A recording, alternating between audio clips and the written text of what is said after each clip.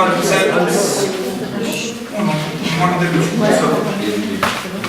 On sort de manière calme. Bonsoir à toutes et à tous. Avant de commencer ce conseil municipal, je vais procéder à la nominatif des membres et je vous invite à ouvrir les micros parce qu'apparemment ils sont en temps, donc c'est plutôt aussi sur le côté. L'écran s'allume bien. Alors, allons-y. Monsieur Pierre Griner, présent. Monsieur Naman Bruno, absent. Madame Denis Jessica. Monsieur Jean-Pierre Donnet.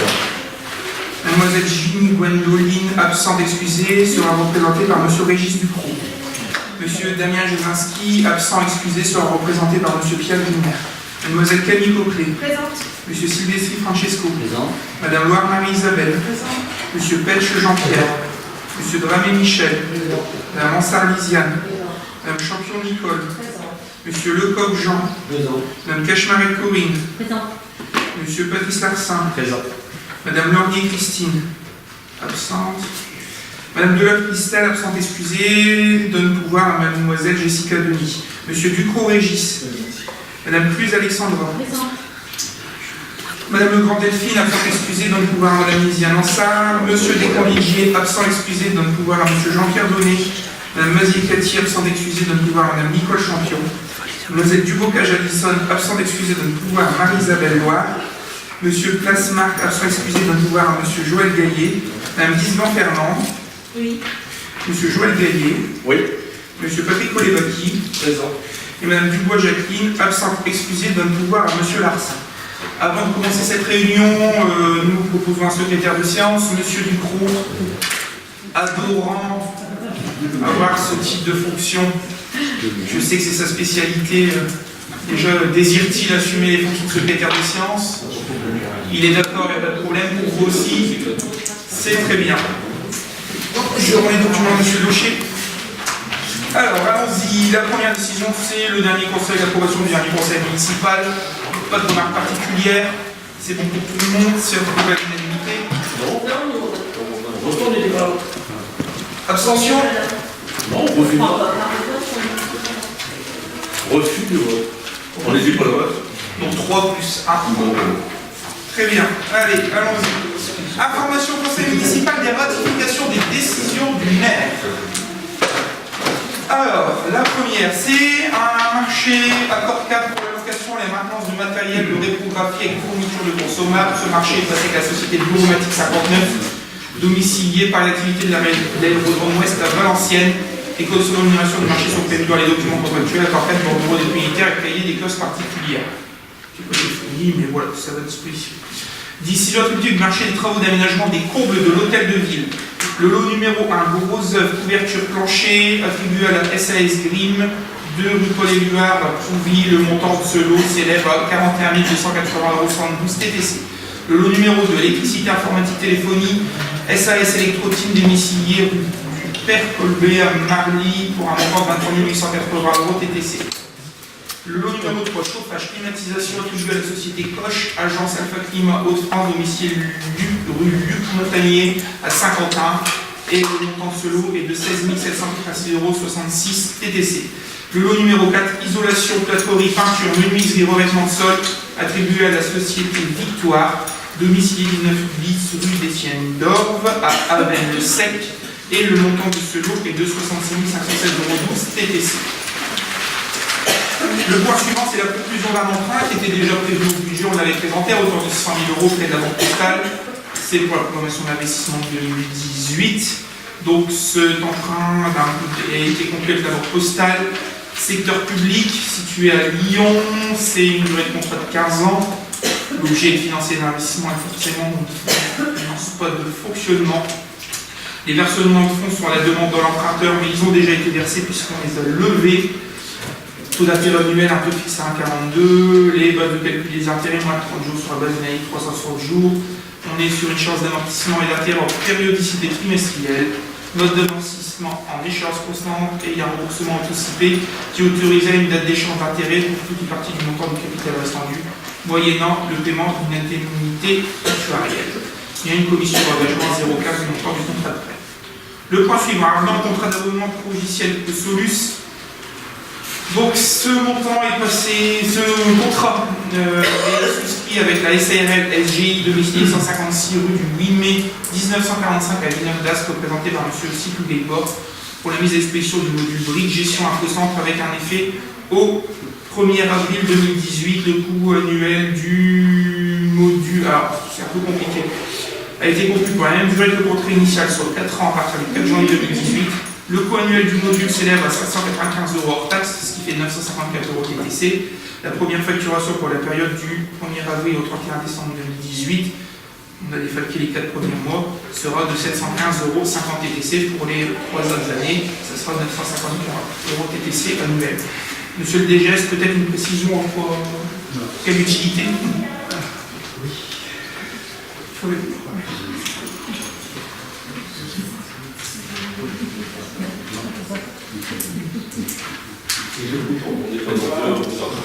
Oui, il s'agit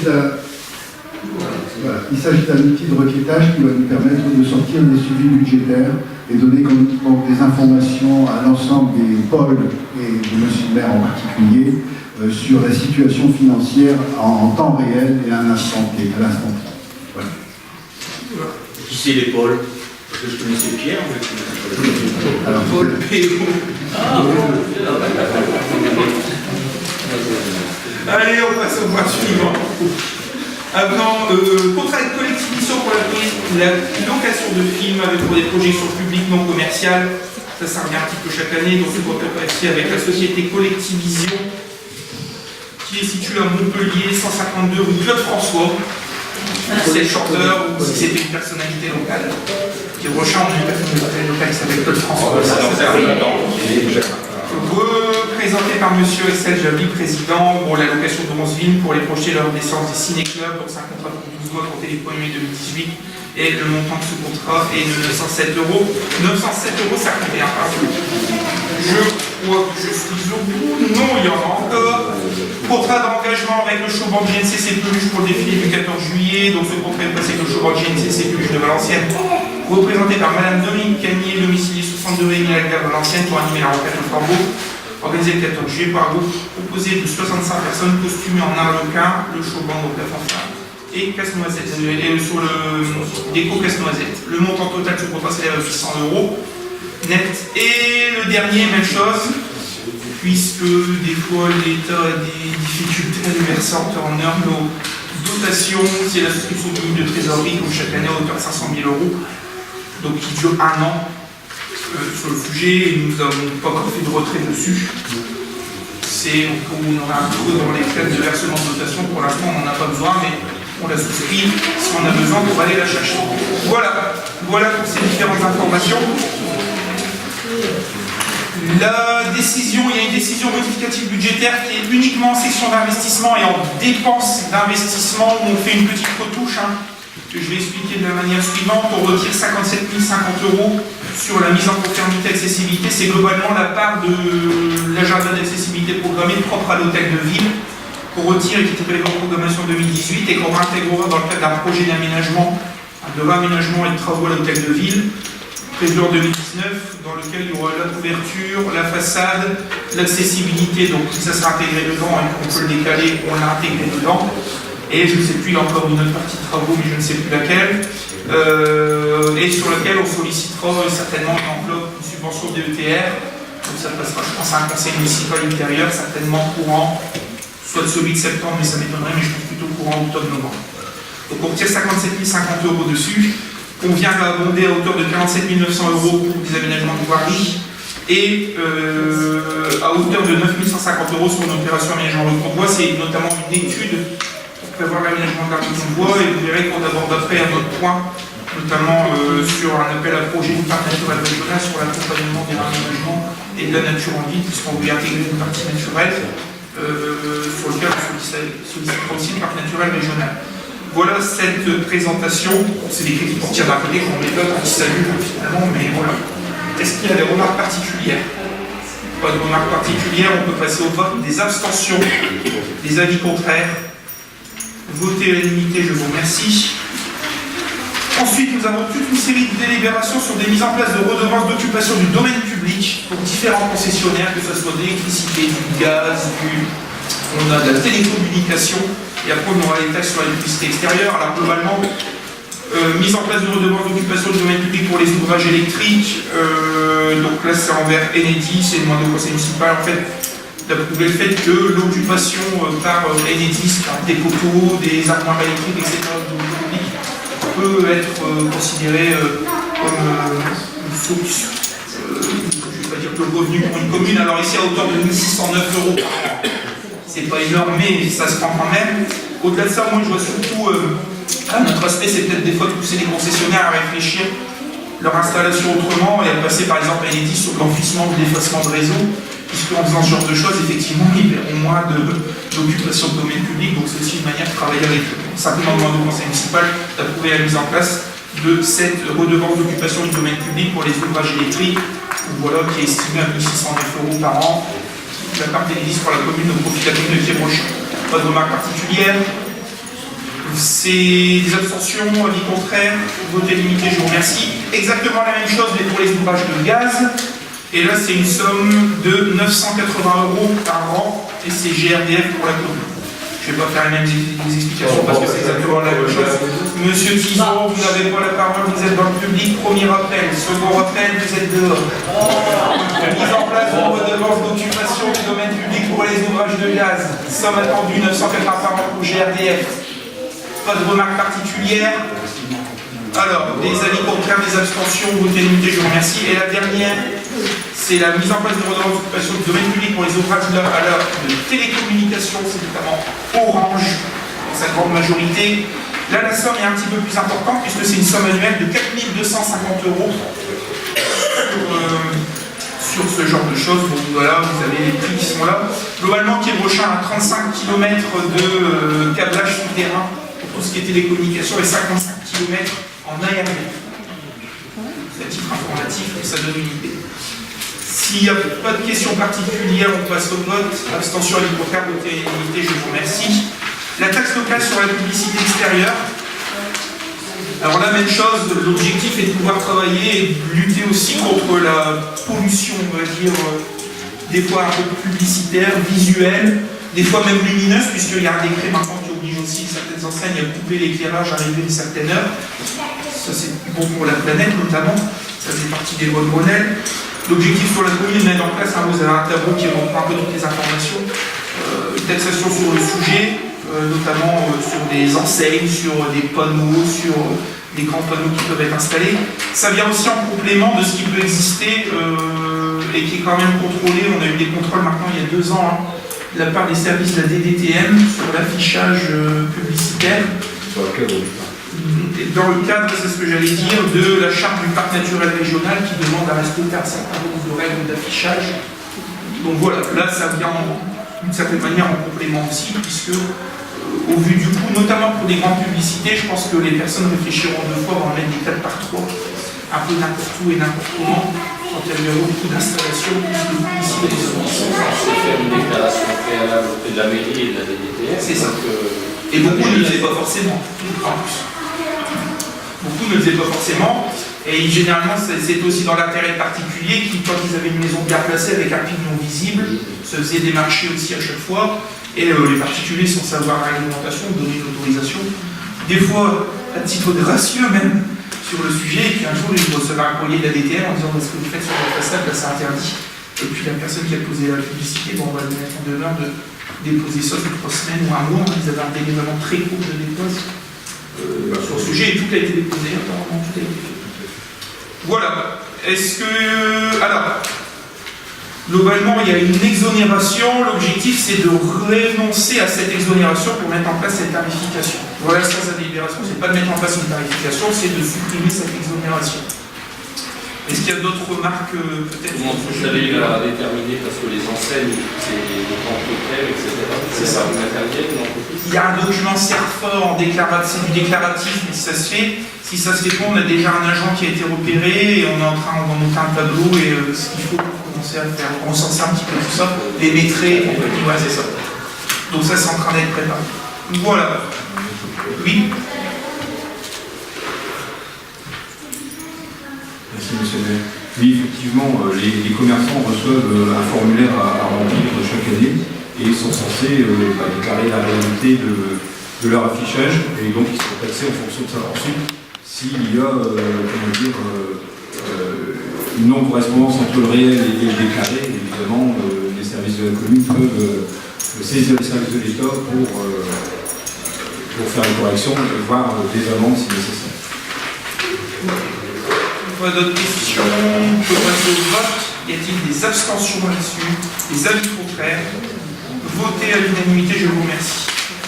Le point suivant, il s'agit d'une demande de subvention, globalement, dans le cadre de la dotation politique de la ville sur 4 projets d'investissement.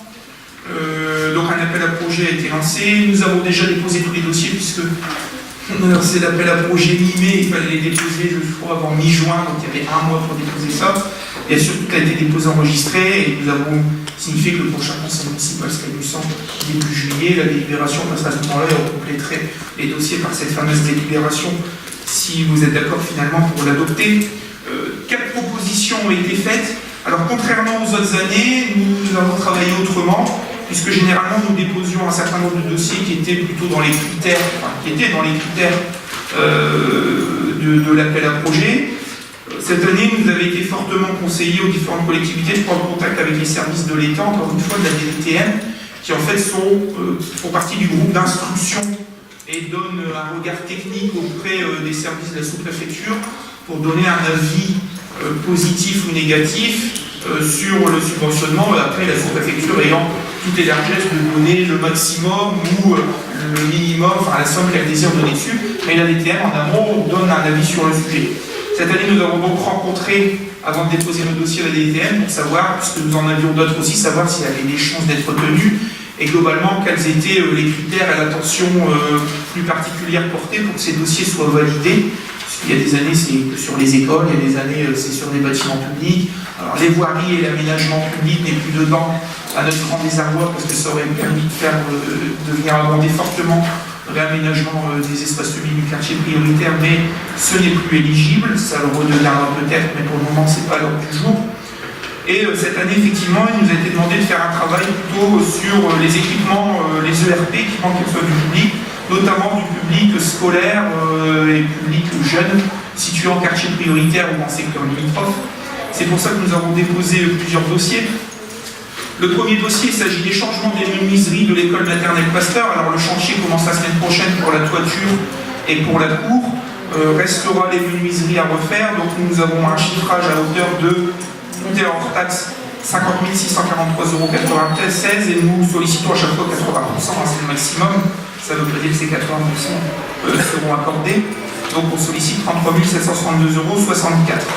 Ensuite, des remplacements des équipements de cuisine au restaurant scolaire, les fiches sont derrière, c'est notamment des chambres froides, des fours, etc.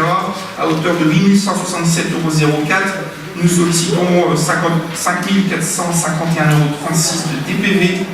Ensuite, l'aménagement d'un espace jeunesse au centre socio-éducatif Louis Enoch. Nous avons transféré les activités de l'association artistique qui était au rez-de-chaussée à côté de la bibliothèque au sein de l'ancien collège. Et ces travaux, avec la proximité de la bibliothèque, le projet de développement de médiathèque, c'est pour faire un petit peu un espace jeunesse. Il y a déjà eu quelques animations, mais ça sollicite des travaux, notamment d'acoustique, puisque le plafond est en béton et le sol est en béton aussi. Et je peux vous dire que le peu qu'il y ait 2 ou 3 discussions dans la salle, ça devient un petit peu insoutenable en termes de bruit. Plus d'autres aménagements, il y a des questions de mobilier, des questions d'alarme aussi sur le sujet. Donc le coût du projet 17 611,44 €, montant des PV sollicité 11 740,96 €. Et ensuite, nous avons encore une fois sur un équipement scolaire le changement des menuiseries d'école du centre Jean-Marie Brison. Donc là, c'est toutes les écoles de la façade nord au côté rue de la Ville. La façade avait été refaite de l'autre côté. Là, il s'agit de changer les châssis de l'autre côté. En rez-de-chaussée, il y a des préaux, donc la partie où il y a les préaux, on va aller mettre du double vitrage. Je pense qu'on mettra de la brique de verre ou quelque chose. Par contre, les parties au rez-de-chaussée, que ce soit couloir, accès, cage d'escalier, salle de réunion, qui est l'ancienne cantine, sanitaire, etc., ce sera du double vitrage. Et les 2 étages aussi, qui finalement sont les couloirs de distribution pour les différentes classes, en double vitrage aussi. Et là, ça coûte 183 711,12 €. et on sollicite une subvention à hauteur de 122 474,08 €. Voilà pour les différentes programmations. Vous avez des fiches projets, c'est des fiches qui ont été déposées. C'est l'un des documents parmi pas mal de documents qui doivent être déposés dans le cadre du dossier. Ce qui est demandé au conseil municipal, c'est de valider finalement ces 4 projets et puis d'adopter ces 4 projets, de préciser que ces opérations recevront une exécution selon le montant effectivement de la subvention et d'autoriser monsieur le maire à signer tous les documents afférents à cette subvention, notamment les conventions ou les documents qu'il peut nous recevoir de la part de l'État pour nous dire que les retours sont positifs. Voilà. Des questions particulières? Oui. Oui, vous avez dit en préambule que la DDTM, elle avait donné une façon de travailler différente. Et je vois qu'au point numéro 3, on aménage une salle espace jeune. Et l'an passé, on a fait la même chose. Est-ce que c'était parce que l'an passé, on n'a pas eu les financements? Ou alors ça n'a rien à voir? Non, aménagement de la bibliothèque et d'un espace jeunesse. La bibliothèque l'année dernière, c'était sur du mobilier, surtout. On s'était mobilisé sur le mobilier. Et là, l'objectif est espace jeune, dedans, il y a les alarmes, la sécurité, il y a le plafond, et il y a un projet de réalisation d'une fresque avec les jeunes et un artiste pour décorer les murs. Donc non, l'année dernière, c'était du rachat de mobilier pour aménager la bibliothèque. Oui, on a eu. Et pour la tour de l'école, si vous l'avez vu, oui, ça va être réalisé ici cet été. J'ai signé le bon de commande, tous les marquages au sol, oui. La réalisation, la pose des parcs à vélo à l'école Jean-Marie Brison. Et à la bibliothèque, c'est de l'achat de mobilier. On attend de la période estivale où on réduit un petit peu, on ferme un peu le service pour faire ce genre de choses. En fait, le mobilier, qu'il y avait une partie du mobilier de la bibliothèque, c'était du mobilier qui avait été transféré de la salle senior, puisqu'il y avait une trop de table par rapport aux 80 ou 60 personnes qu'on peut accueillir à la salle senior, et ça avait été transféré à la bibliothèque. Donc l'objectif était de retransférer dans des activités un peu plus importantes à la salle senior ce mobilier-là à l'endroit initial et d'acheter du mobilier qui n'a pas encore été acheté. Ça va être réalisé ici pendant la période estivale à la bibliothèque et notamment des tables, des chaises, au-delà de ça, des sofas, etc. pour pouvoir s'installer de manière un petit peu plus sympa pour faire de la lecture. Voilà. Il y a l'espace multimédia, on va faire quoi? Espace multimédia. Non, médiathèque. La médiathèque. Oui, il y aura le développement d'espace multimédia. Pour l'instant, on est dans une discussion sur le sujet pour savoir ce qu'on y met réellement, ce qu'on y fait, comment on fait, et puis aussi la formation des personnels intervenants pour ce qu'on y fait. Alors, on l'a abordé au dernier conseil d'école. Mais la discussion, c'est avec qui? On est en train de regarder un peu si c'est dans notre ville ou quoi que ce soit, et on s'est rapproché de la médiathèque départementale aussi, pour mettre en place un certain nombre de conventions, puisqu'il existe un certain nombre de jeunes, donc je pense que ça arrivera. Il y en avait une, elle était plutôt activée, mais travailler en réseau et d'intégrer d'autres réseaux de médiathèques. Alors c'est abordé aussi dans le cadre du schéma de mutualisation de l'ANLO, de réseauter un petit peu autour des bibliothèques, médiathèques. Je crois qu'il y en a 3 ou 4 qui ont commencé à mettre en route. Et l'idée, ça serait de les rejoindre une fois que vous serez vraiment effectif en matériel, en formation des agents, etc. Par contre, dès la rentrée, on va s'atteler, il y a des nouvelles directives qui arrivent par circulaire de la part du gouvernement, notamment sur l'école primaire, où il y a un renfort de la demande sur les activités de lecture. Donc on l'a proposé au dernier conseil d'école que la bibliothèque qui est finalement juste en face de l'école Jean-Marie Brison puisse être un bon point de chute pour mener à bien ces activités et que ce soit un lieu vraiment d'accueil de qualité pour ces activités scolaires qui sont demandées un peu plus aujourd'hui par l'éducation nationale, aux professeurs. Pas d'autres remarques? C'est bon pour tout le monde? Alors, y a-t-il des abstentions? Des avis contraires? Voté à l'unanimité, je vous remercie. Le point suivant, il s'agit de l'attribution d'un marché public, encore une fois, donc d'un marché accord cadre, qui a pour objet l'entretien, la rénovation, la création d'installations d'éclairage public, d'éclairage sportif, de signalisation, donc c'est notamment la signalisation tricolore, les feux rouges, comme en général, et les illuminations festives qu'on peut installer en fin d'année. Donc un marché avait été lancé, il y avait eu 4 candidats, les 4 candidats étaient FH, Citéos, SNEF, SME, il y a eu une CAO qui s'est réunie, je crois, il y a 15 jours, ça fait 15 jours, et nous étions assistés du cabinet Bernard sur le sujet. Une analyse des offres a été faite et l'offre la plus économiquement avantageuse et qui répondait techniquement à nos besoins était l'offre proposée par la société SME. Donc voilà, l'idée de la CAO s'est positionnée en faveur de la SME et demandé de m'autoriser à signer l'accord cadre à votre commande sur ce marché. Pas de questions particulières. Si c'est bon pour tout le monde, on peut passer au vote. Des abstentions, des avis contraires, votés à l'unanimité, je vous remercie. La mise en œuvre du compte épargne-temps, là, c'est des affaires liées aux ressources humaines, c'est pour le personnel. Globalement, une discussion avait été entamée, elle avait été bouclée pendant finalement presque 6 mois, 1 an, puisqu'on n'arrivait pas à tomber d'accord sur la définition d'une demi-journée, puisque certains services, les gens qui sont mi-temps, une demi-journée, c'est pas forcément 3h30, c'est peut-être 2 heures, peut-être 4 heures, ça dépend des services pour des amplitudes différentes. On a eu une discussion avec les organismes de représentation du personnel, nous sommes mis d'accord, ça a été validé au dernier comité technique avec une petite modification, mais qui est conforme. Quand j'ai une modification, pas par rapport à la délibération, mais quand nous avions présenté à l'époque au CT ce genre de choses, les représentants du personnel avaient justement, il faut le dire, fait une remarque sur le cas dans un cas de décès finalement d'un personnel qui aurait un compte épargne-temps. Que devenait le compte épargne-temps, puisque ici il est stipulé de manière générale qu'il ne peut pas être remboursé en numéraire, c'est-à-dire qu'on peut dire voilà j'ai 120 heures, il faut me les payer.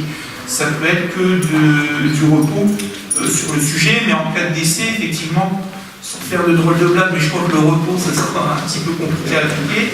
Donc il avait été demandé s'il était possible de monétiser en faveur des héritiers, etc., les heures épargnées sur le compte épargne-temps en cas de décès. Effectivement, nous avions mis un accord de principe avec une réserve sur la vérification juridique de réaliser ce genre de choses, et après avoir pris des contacts finalement avec le centre de gestion, il est possible de faire ce genre de choses, et ça a déjà été fait dans d'autres communes. Donc nous avons gardé cet accord de principe, ce que nous vous présentons aujourd'hui dans le cadre du compte épargne-temps sur le sujet. Voilà, je pense pas qu'il y ait de remarques particulières, ça a été travaillé dessus. Merci à Frédéric Dumont, à la direction des services humains pour les ressources humaines sur le sujet, les différents échanges constructifs qu'on a eus avec le représentant du personnel à ce niveau-là. S'il y a quelques questions, des remarques, des interrogations, non. Et bien on passe au vote. Y a-t-il des abstentions, des avis contraires? Votés à l'unanimité, je vous remercie. Le point suivant, il s'agit de recours au contrat d'apprentissage. Alors, globalement, 2 contrats d'apprentissage, il y en a déjà un qui existe et qui arrive finalement en fin de cursus, fin août. D'ailleurs, la personne qui avait ce contrat d'apprentissage a obtenu son CAP. Donc c'est un CAP en travaux aménagement paysager. Donc l'objectif, c'est de renouveler la possibilité de recruter quelqu'un en contrat d'apprentissage à partir de septembre au sein du service Espace Vert pour un diplôme type CAP jardinier paysagiste sur une durée de formation de 2 ans. Et le second, on va développer ce genre de choses aussi dans les écoles maternelles, puisqu'en fait on se rend compte qu'on a recensé un peu dans nos personnels 2 à 3 personnes qui potentiellement pourraient partir en retraite dans l'année ou dans les 2-3 ans à venir. Et on estimait que voilà, il y avait une possibilité, il y a l'apprentissage, bien sûr, si les apprentis, tout se passe bien sur le sujet, puissent être finalement des ressources en termes de formation initiale pour être de futures personnes qui pourraient travailler dans ces milieux-là, notamment en milieu scolaire, centre de loisirs. Donc l'objectif, et il n'existait pas, c'est de créer un poste aussi en sous forme de contrat d'apprentissage à l'école maternelle Convoi, sous le forme d'un CAP petite enfance, et c'est une durée de formation de 2 ans. Ces crédits sont inscrits forcément au budget. Ça a été validé aussi par les instances syndicales. Il y a 2 tuteurs, entre guillemets, maîtres de stage. Ça a été vérifié ici en amont.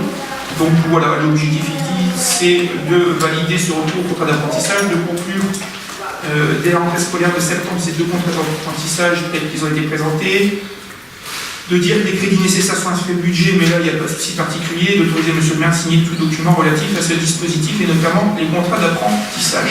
Alors peut-être, on a posé la question en comité technique avec le personnel sur, en fin de contrat, par exemple, la personne qui est aux espaces verts, que va-t-elle devenir?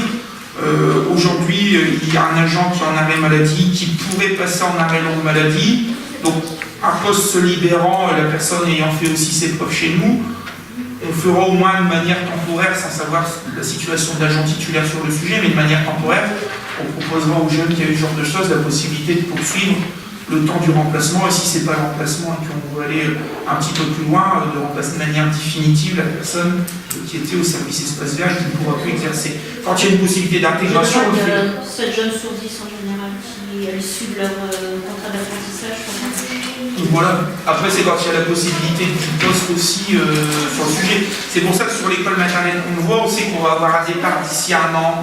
Il y a 2 à 3 départs prévus dans les 2 à 3 ans, je vais être large à l'avenir.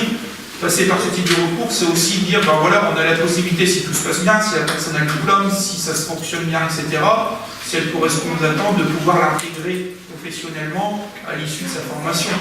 Bon voilà, après, il y a toujours des impondérables, des fois il y a pas forcément de poste derrière, mais là on le fait parce qu'on sait que plus ou moins il y a des ouvertures, et il faut que la personne aussi corresponde et obtienne son diplôme et fasse preuve de rigueur et corresponde bien aux attentes que la collectivité peut avoir sur le sujet, forcément. Et voilà. Est-ce que le CFA de l'apprenti est issu du CFA ou alors c'est quelque chose du CFA? Ça dépend. On a eu... là, l'apprenti était issu d'un IME. Donc voilà, mais ça dépend. Ça peut être un CFA, ça peut être un lycée classique, entre guillemets. On n'a pas forcément un choix, enfin, on ne s'est pas arrêté sur un choix d'établissement, on va dire, de formation, je vais appeler ça comme ça, propre. Donc en fait, ce qu'on fait généralement, c'est qu'on lance... alors, ce qu'on a fait là, cette fois-ci, on a regardé un petit peu, parce qu'on a fait un petit peu une sorte de CV test sur des gens qui nous envoient des candidatures spontanées. On a regardé si déjà il y avait peut-être des jeunes sur le sujet qui pouvaient correspondre et qui entamaient peut-être une formation ou qui souhaitaient entamer dessus. Donc on a recherché un petit peu là-dedans, voir s'il y avait des gens qui correspondaient. Je crois qu'on a déjà trouvé quelques personnes, donc on est en train de les sonder pour savoir si ça les intéresse. Elles ont un entretien. C'est à l'issue de ces entretiens qui sont forcément de personnes. Très rapidement, on va ouvrir avec une annonce pour savoir si des gens seraient intéressés, qui rentreraient en septembre et qui feraient ce choix-là et pourraient correspondre aux besoins de la collectivité et aux postes ouverts par la collectivité sur les contrats d'apprentissage. Voilà. S'il n'y a pas de... Oui. Non, il n'y a pas de... C'est une bonne chose. Juste dire, parce que beaucoup de lycéens le font, mais ceux qui entrent en contrat d'apprentissage ne pensent pas le faire, à réclamer leur carte génération. Hein. Ils ont droit à 200 € la première année de leur inscription. Donc, peut-être les informer quand ils viennent signer pour leur donner l'information. Rappelez-leur. Ok, très bien. Ça sera fait. S'il n'y a pas d'autres remarques, on peut passer au vote. Y a-t-il des abstentions, des avis contraires, votés à l'unanimité? Je vous remercie. Le point suivant, sont toujours des ressources humaines, modification du tableau des effectifs permanents, donc des créations de postes et notamment liées à des personnes qui prennent de nouvelles compétences, dans le cadre d'évolutions de carrière aussi, qui sont liées à des évolutions de carrière. Alors, des personnes ont un avancement de grade dans des postes qui étaient déjà ouverts mais vacants, mais il y a des personnes aussi qui vont connaître un avancement de grade sur le sujet, sur des postes qui n'existent pas, donc il est demandé d'ouvrir ces postes à compter du 1er septembre, notamment un poste d'adjoint administratif principal de première classe à temps complet, un poste de technicien principal de première classe à temps complet, 2 postes d'adjoint technique principal de deuxième classe à temps complet, 2 postes d'adjoint technique à 25 heures semaine et un poste d'ADSEM principal de première classe à temps complet. Alors comment avons-nous fonctionné sur les... je vais expliquer comment on fonctionne aussi sur les avancements de grade.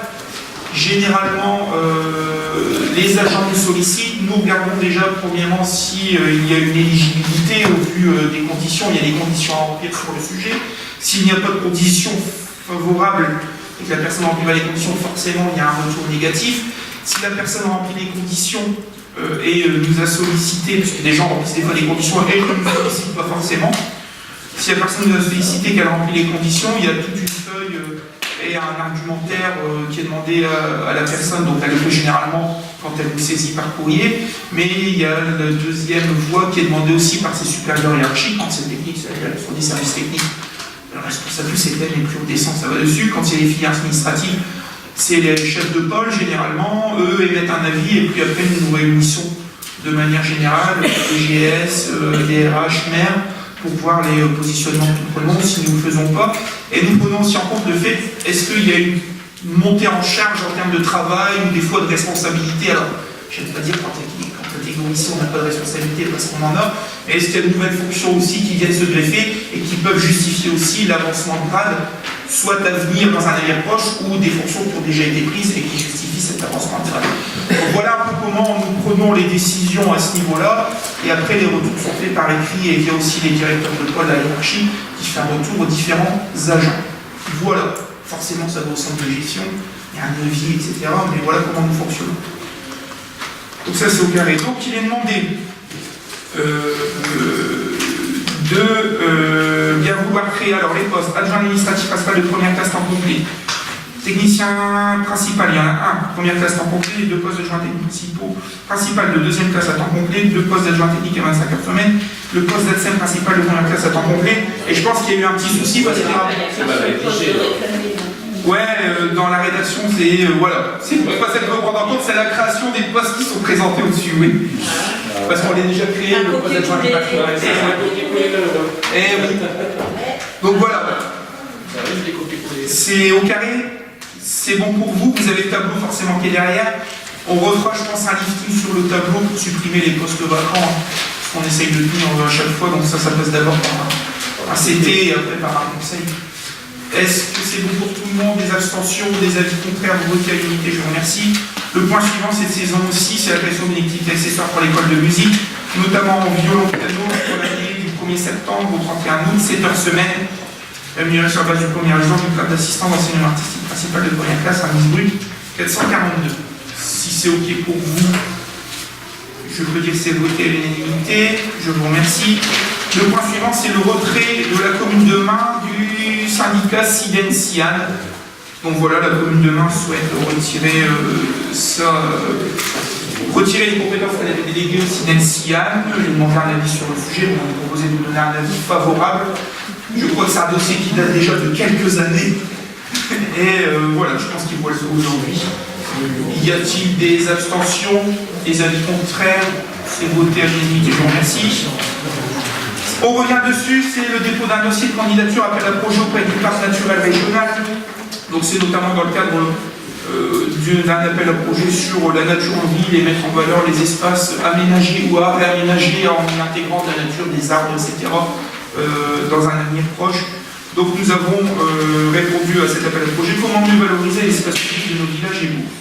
C'est dans le cadre d'un appel à projet européen, aussi un autre jour. Donc nous avons fait le choix de solliciter le parc régional sur un accompagnement dans le cadre du projet d'aménagement naturel paysager par le convoi. Vous l'avez vu tout à l'heure qu'on a lancé un appel à projet, on a obtenu un cabinet, il y avait eu 3 réponses dessus. Le volet qui a été sollicité avec l'été, on a rencontré les techniciens forcément, c'est le volet accompagnement et participation. Alors qu'est-ce que le volet accompagnement et participation? C'est d'essayer d'intégrer des partenaires, des riverains, peut-être des enfants qui vont au collège, qui empruntent le site sur le sujet pour avoir une phase de concertation en parallèle de l'étude technique qui va être réalisée par le cabinet. Donc c'est sur cette phase-là, donc n'attendez pas de subvention, c'est plus un accompagnement technique sur le sujet que voilà. Justement, j'étais étonnée de voir qu'on pouvait avoir des financements et pour avoir travaillé avec lui, je sais que de ce côté-là, on n'a pas de financement. Ouais. C'est surtout ça. Les financements sont assez compliqués. En fait, l'enveloppe de financement est très restreinte.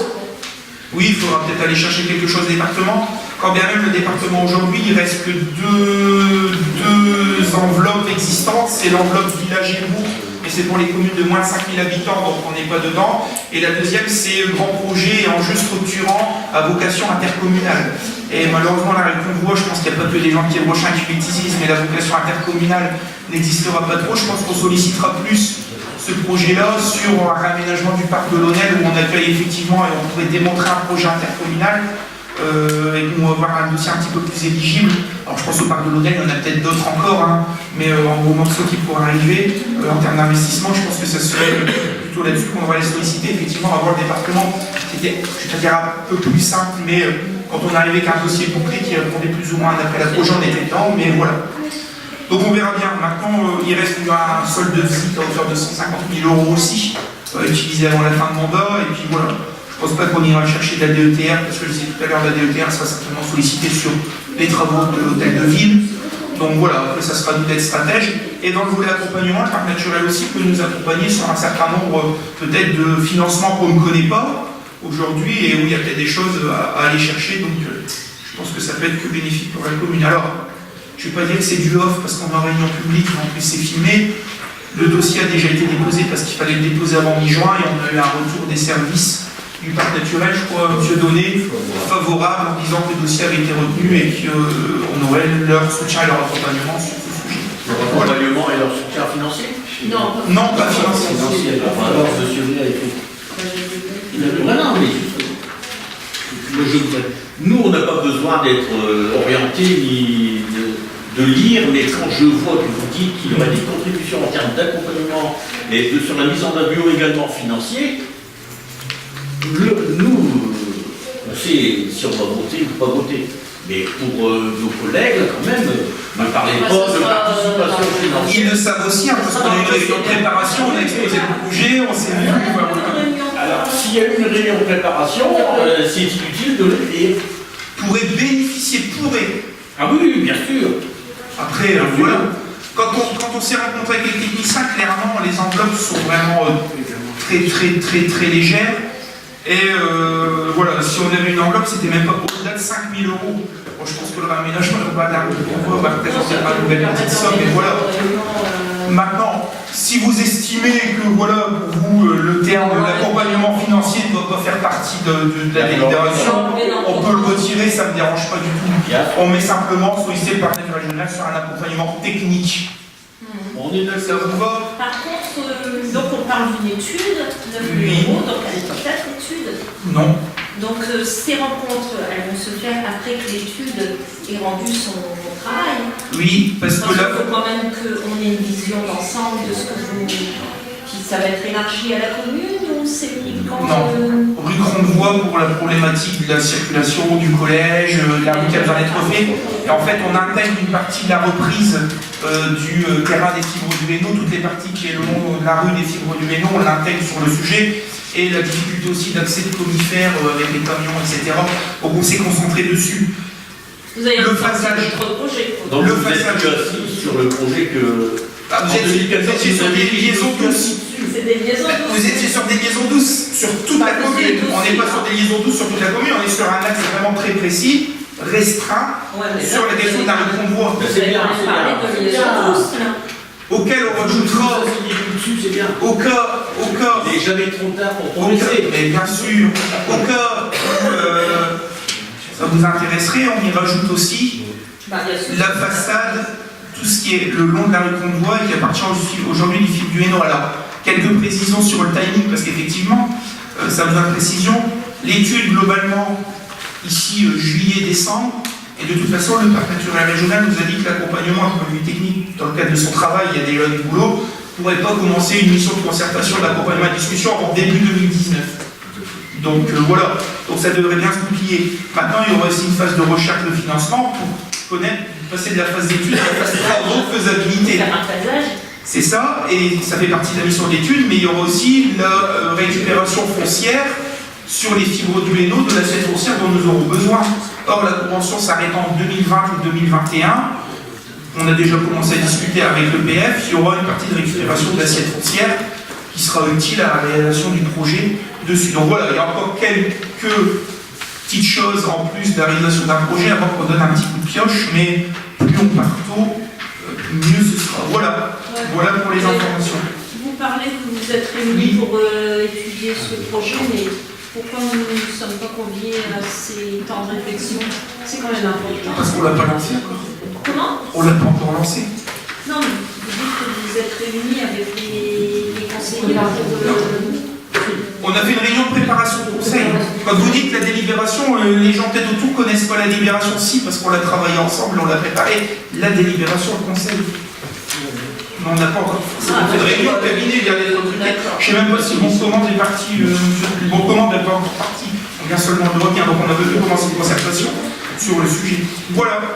Je crois que le gros travail, ça va être surtout avec la population. Absolument. De changer les comportements. Absolument, et puis surtout sur la question des enfants qui vont au collège, qui vont en vélo, quoi que ce soit. Intégrer ce vélo qui est assez important. Et le deuxième enjeu, c'est aussi comifère, je pense, parce qu'il y a un enjeu dessus quand même. Donc, voilà ces derniers seuils d'intégration. C'est-à-dire parce que lorsque vous avez fait votre réunion rue du Quénois, pour la rue du Quénois, oui. Et que vous m'avez donné la parole et que je me suis exprimée sur ça, qu'il fallait repenser nos façons de nous déplacer sur l'ensemble du territoire, vous m'avez dit qu'en quand j'ai parlé de liaison douce et piste cyclable, c'est pas à faire chez nous, il fait tout le monde. J'ai pas dit que ça, Les gens, on va pas faire le débat. On est quand même sur deux sites différents. J'en ai une preuve. Entre la rue Croix-de-Voie, Vous avez rue Valériano, rue Jean Mermoz, dessus, et une départementale comme la rue du Quénon, la rue Georges Jaurès, on n'est pas les mêmes enjeux. Je pense pas que ce soit les mêmes personnes qui empruntent ces rues-là. Quand vous dites qu'il faut faire des pistes cyclables où les gens ils vont comme venir à pied ou en vélo, je pense pas que le gars qui fasse le Quénois Crépin, quand il arrive au Quai de Rochat, il va descendre sa voiture, prendre son vélo pour faire la portion au Quai de Rochat et reprendre une voiture à Romby pour reprendre le reste de la route. Non, non, parce que j'avais bien précisé que c'était sur un rayon de 800 mètres. Et justement, c'est pour pas que vous puissiez. Ah voilà. Allez. Après, tu parles. Bon, de cette manière, j'ai fini. Mais voilà. c'était sur un rayon de 800 mètres où on peut amener à changer les comportements et en utilisant ces espaces de liaison douce qui donnent envie de partager, qui donnent envie de se dire tiens, pour aller à la poste, j'ai aussi vite fait par ce chemin qu'on nous a fait d'aller à pied que de prendre ma voiture et faire le tour de Téronchin. Voilà, c'est ça. Et vous m'avez envoyé peut-être. Deux réponses. La réunion elle était sur ce qu'on peut faire rue du Quénois sur les questions de sécurité routière, vitesse, etc.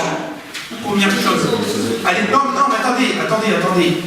Je ne pense pas que techniquement, sur la question de la rue du Quénois, de la rue Jean Jaurès, sur ce sujet-là qui est propre à cette réunion république, les liaisons douces soient une solution au vu des gens qui empruntent cette rue-là. C'est des gens qui sont de passage généralement. Il y a quelques personnes qui effectivement amènent les gamins à l'école, ou quoi que ce soit, ou vont chercher le bus, ou quoi que ce soit. Mais globalement, si on fait une enquête, je suis sûr que 95% de la rue du Quénois est fréquentée par des gens qui font du passage et qui l'empruntent en voiture, et on peut faire tous les aménagements de liaison douce, ils continueront à le prendre en voiture. La deuxième question, elle est sur la capacité technique de faire des liaisons douces rue du Quénois. Moi, il faut m'expliquer comment on peut faire aujourd'hui. Quand on nous demande, le Conseil général demande d'avoir une chaussée à 6 mètres ou 6 mètres 50 minimum de large, qu'on a des endroits où on a des trottoirs très larges, des endroits où il y a des trottoirs plus resserrés, comment on peut créer des liaisons douces.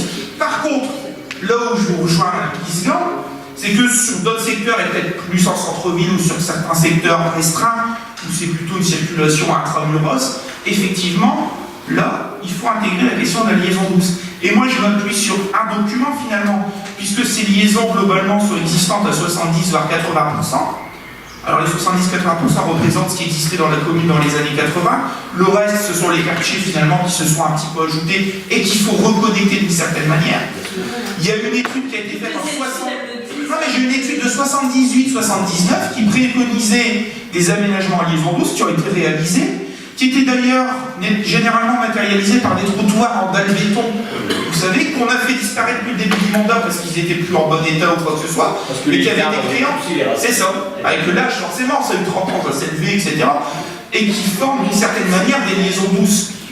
Il y a des passages à travers, entre les appartements rue de la Mine, il y en a qui reviennent place Boumer, ça revient ici, la liaison douce qu'il y a au niveau des cours de tennis entre Carrefour Market et le secteur du parking de la piscine, ça existe. Je pense que l'enjeu aujourd'hui sur les liaisons douces dans la commune, il est effectivement de préserver l'existant, mais surtout de savoir comment on interconnecte et on intègre ces nouveaux quartiers qui se développent. Le centre communal, on l'a vu ensemble, il y avait une étude, s'est déplacé vers le secteur de match, des verreries, vers le secteur de conditions. Il faut une étude d'ensemble du territoire et pas travailler sur une boule. Elle a pu travailler sur notre. Il faut d'abord avoir une vision. Mais après, il faut la financer. Après, il faut financer les réalisations. L'étude que vous citez tout à l'heure en 78-79, j'étais à l'école normale en 1983, parce que comme vous le savez, je suis un peu plus vieux que vous. Et en fait, on en parlait. Et c'était une étude qui était relayée en Hollande, dans les Pays-Bas. Et elle a été citée, Madame Capel, qui était à l'origine de cette étude, enfin, qui a travaillé dans cette étude. Et ce projet-là, on avait trouvé des finalités en Hollande, en Pays-Bas, en fait. Et c'était à Douai, c'était repris à l'école normale, on en a pu parler. Je voulais voir, on a encore les documents, c'est pas ça. Donc il y a des choses existantes, je pense pas qu'il faille rajouter. La difficulté, elle est sur comment on intègre sur les choses. Maintenant, au-delà de ça, les manières de se déplacer en 78, 79, 80, 90, 2000, 2018, maintenant, fortement évolué, on avait quand même beaucoup moins de véhicules, les gens se déplaçaient quand même beaucoup plus à pied, etc. Aujourd'hui, ils se battent, et c'est ce que j'ai dit à la réunion publique, se battent contre aussi le tout voiture. Je ne sais pas comment on peut empêcher quelqu'un de prendre sa voiture et de se déplacer avec sa voiture. Moi, j'ai des gens, c'est aberrant, je vois des gens ici, quand je suis en mairie, ils habitent ici sur la place pour déposer leur gamin à l'école Guy Morel qui est là à 300 mètres, ils prennent leur voiture. Ils prennent leur voiture en habitant sur la place, ici au coin de la rue Valérienne, alors qu'ils ont juste à traverser. Alors si on fait un sens interdit, que la maman elle est obligée de faire tout le dossier prochain pour aller à l'école, elle dira pas la faire. Mais après, on se retrouve avec des plans de circulation à la Martine-Aubry à Lille aussi, où ça devient un petit peu compliqué, à une autre échelle, bien sûr. Regardez à Valenciennes, on a fait des rues piétonnes. Au début, on n'est pas Valenciennes. ça râlait. Maintenant, tout le monde utilise ces voies piétonnes. Mais on est entré dans les comportements. Ouais, mais on n'est pas Valenciennes non plus. Les rues piétonnes sont généralement commerçantes. Il y a un enjeu de commerce aussi. C'est pour retenir de la clientèle et faire C'est un enjeu de sécurité. C'est un enjeu de sécurité pour Enfin, Il y a aussi des allez, parce que vous dites passons au vote. Ouais. On n'a pas eu les subventions. On n'a pas eu la subvention. La subvention, oui. On n'a pas eu la subvention. Parce qu'elle n'est pas passée. Parce qu'on a dit qu'on avait eu 2 fois en suivant des subventions auprès des produits des amendes. Enfin, c'est le titre du produit des amendes. On l'a eu pour des radars pédagogiques et on l'a eu pour des aménagements de ralentisseurs qu'on avait déjà fait. Donc dans la programmation, on n'était pas propriétaire par rapport à d'autres communes qui n'avaient pas encore eu de subvention. Mais les feux intelligents, vous allez pouvoir les faire. Les feux intelligents vient seulement de lancer l'appel à projet et on vient de solliciter la subvention. Ça sera, je pense, validé avant la fin d'année. Donc j'espère qu'on l'aura. Rue du Quénois, que rue Georges Jaurès. On ne peut pas en mettre partout non plus, c'est 25 000 € par installation. On a dit que c'était pas ça, on a dit que c'était dangereux là. Et la rue Georges Jaurès, elle est tout autant dangereuse. Moi j'essaie d'équilibrer, il y en a pas que pour les uns que pour les autres. À mon avis, on va Il y a moins de risques que c'est mon ami. Il faut y rester. Maintenant, allez, on a ouvert un débat, c'est bien, parce qu'on est là aussi pour en discuter. C'est toujours intéressant maintenant. Il y a de la place. On a quand même renforcé. Alors, les 2 rues, on a ouvert un débat, mais il faut l'aborder. Les 2 rues sont fortement contraintes en termes d'aménagement. Ce sont 2 départementales qui sont classées toutes les 2 de manière différente. La rue Jean Jaurès, une voie à grande circulation sur le sujet. La rue du Quénois, une départementale moindre, mais qui a 7 000 à 8 000 véhicules par jour. Je crois que la rue Jean Jaurès, on a entre 13 et 15 000 par jour. On a quand même aujourd'hui ce qui impose certaines contraintes en termes d'aménagement. Si demain je ne peux pas commencer à aménager ces rues-là, comme on peut aménager des rues intramuros, on peut mettre des plateaux ralentisseurs, des chicanes ou quoi que ce soit, puisque premièrement le conseil général sur la rue du Quénois qui n'est pas séparée, la rue Georges Jaurès est elle séparée par des îlots. Sur la rue du Quénois, il faut qu'il y ait 6 mètres à 6 mètres 50 de chaussée. Ce qui se pose aussi, il y a pas des fois de stationnement, etc., dans des endroits où les trottoirs sont resserrés. Si je mets les gens sur la chaussée, j'ai plus les 6 mètres, ça bloque. Si je fais stationner les gens sur les trottoirs, ça ne va pas non plus. Donc c'est très compliqué à gérer. Et les aménagements, à chaque fois, c'est niette. Au conseil général me dit c'est niette. Donc voilà, la plus grosse complication en termes de rue du Quénois, c'est le stationnement au niveau du coron de la cité du Calvaire. Parce qu'il n'existe aucune solution. Pas de parking à proximité, pas de parking à l'arrière, c'est des maisons où il n'y a pas de garage. Et la rue, c'est là où elle est la plus étroite, et les trottoirs de chaque côté sont plus étroits. Donc là, c'est très compliqué. La deuxième chose sur la rue Jean Jaurès, c'est exactement la même chose. Pas de plateau ralentisseur, et en plus, on a les convois exceptionnels qui passent. Alors, les convois exceptionnels, ça, c'est pour pourquoi. J'ai eu la chance, avec le sous-préfet. L'ancienne métropole a financé une voie d'accès et que des convois passent à on y arrive. Ça fait, depuis mon début de mandat, 2 sous-préfets. Je suis mon 3e sous-préfet. C'est la valse, sans mauvais jeu de mots, puisqu'il n'est plus là aujourd'hui, dans les services de l'État, dans certains sujets, mais non, c'est quelque chose de normal. Tous les 2 à 3 ans, les sous-préfets bougent. Les 2 sous-préfets que j'ai eu auparavant, je les ai informés de cette situation par courrier. Lorsque je les ai rencontrés à chaque fois, je suis intervenu en bureau communautaire, Jean-Pierre Daudet aussi. Je suis intervenu à une dernière réunion du conseil départemental à Brûlé. Ça a même été relayé par Éric Renaud sur le sujet, puisque le vice-président est en train de dire oui, mais bon, Éric Renaud, il dit attendez, je connais le sujet. À chaque fois qu'on met Bombardier en fait sa responsabilité, c'est du dumping, c'est du chantage au licenciement et patati et patata. Effectivement, l'aglo a mis 2,3 millions. 2,3 millions dans une voie d'accès avec un giratoire entre Bombardier et la départementale, alors je ne sais plus, la 50 je crois, qui va vers l'autoroute. Après le passage à niveau. À payer un passage à niveau. À payer le passage à niveau aussi en plus, au bout, à la sortie de prépa. L'aglo a aménagé ce genre de choses. Il était prévu que premièrement, ce qui était dans le domaine public revienne au domaine public départemental, notamment la gestion du giratoire, ce qui n'était pas fait, ce qui a été fait, parce qu'à force d'insister, la convention n'était pas appliquée. Donc là, depuis que j'ai pu intervenir et mettre un peu le bins là-dedans, l'aglo ne gère déjà plus le giratoire, c'est le conseil départemental qui l'a pris, d'ailleurs, pour penser à les faucher, parce que 1,80 m de charbon dessus, ça serait peut-être bien d'aller entretenir. À partir. J'ai expliqué, le dernier sous-préfet étant arrivé récemment, j'ai eu la chance d'avoir une réunion un lundi matin sur ce sujet, puisque effectivement, vous n'êtes pas sans savoir qu'il y a une volonté de la part de l'aglo de travailler sur l'aménagement de l'entrée de ville, directement rue Jean Jaurès, 4 pavés, et l'opportunité qu'on a aujourd'hui avec la maîtrise foncière par le PM de raménager les 4 pavés, sur un aménagement de qualité sur ce secteur-là. Et la première des conditions pour aménager quelque chose était de trouver une solution quant au passage des convois exceptionnels. Parce qu'aujourd'hui, les aménagements sont cadrés et le peu d'aménagement qu'il peut y avoir, on peut passer toutes les semaines changer les panneaux de signalisation. Demain, je vois mal de l'argent public réinjecté sur des sites comme ceux-là pour tous les 3 quarts du temps, changer des bancs, changer des éclairages, changer ce genre de choses. Un peu le genre de choses que les gens vivent sur les lignes de tramway. Une fois que vous prenez en Zardondé, c'est une catastrophe parce que le mobilier urbain est toujours chaulé, parce qu'il n'y a pas de place et les convois exceptionnels, les camions passent par là. J'ai reçu le sous-préfet m'a reçu, on a fait une présentation et il n'a pas compris. Il m'a dit, moi je suis nouveau ici, pourquoi vous voulez interdire de faire passer des convois exceptionnels sur votre commune? Parce qu'il y a une usine qui est là et ça donne du boulot pour aux gens de votre ville.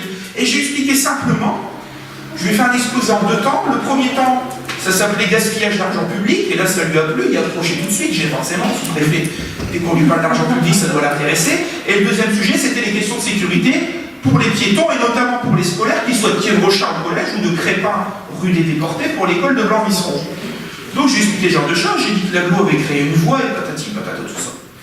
Il regarde le monsieur de l'Adréal, qui gère les voies grand gabarit, les autorisations de port exceptionnelles, et le monsieur de l'Adréal lui répond que je ne sais pas qu'il y a une voie qui existe à cet endroit-là. Pour moi, la seule voie d'accès à Bombardier, c'est la rue Jean Jaurès à Kiel-Rochard et la rue des Déportés à Crépin. Alors, sous-préfet pas très content, s'est dit on va aller sur place. On a étoffé notre dossier, les services de l'aglo étaient là, les services de l'aglo ont présenté l'historique de cette voie, qui date de 2011 ou 2012, je crois, les coûts, etc. Et le sous-préfet m'a demandé mais comment ça se fait qu'elle n'est pas utilisée simplement parce que Bombardier n'a pas réalisé sa part du contrat globalement qui avait été conclu à l'époque, puisque c'est Bombardier qui était venu pleurer pour réaliser cette voie de convoi exceptionnelle. Et quand la voie était réalisée, Bombardier devait réaliser son quai de réception à l'arrière. Et Bombardier a dit bah voilà, moi j'ai plus d'argent, vous m'avez fait la voie elle sert pour les gens de mon parking, mais moi j'ai pas d'argent, je peux pas faire mon quai, donc la voie elle sert à rien, les convois exceptionnels ils continueront à passer comme ils pourront. Sauf que.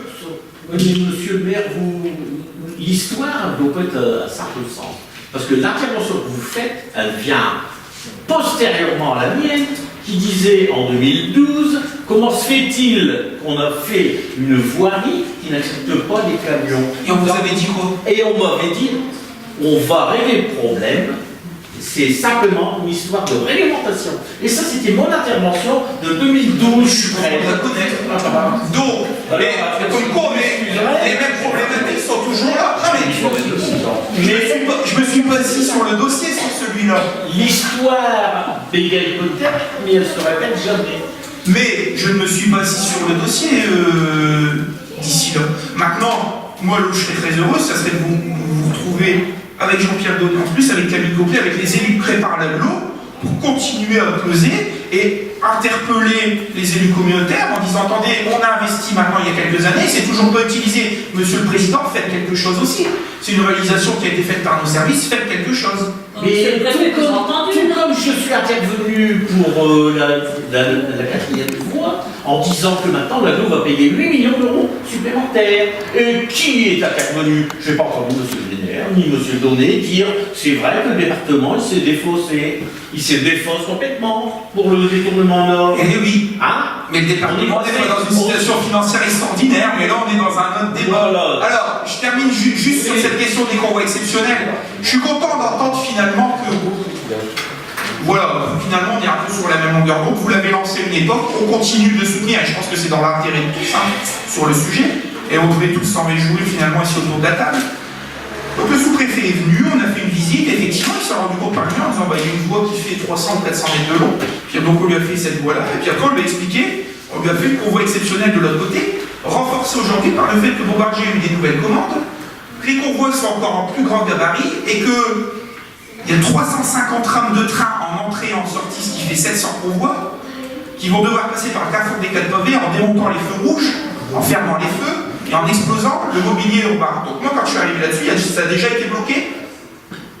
Courant mars, il a fallu bloquer la rue, démonter les feux, etc. Bien sûr aux frais du transporteur, mais je ne pense pas que ce soit une bonne solution.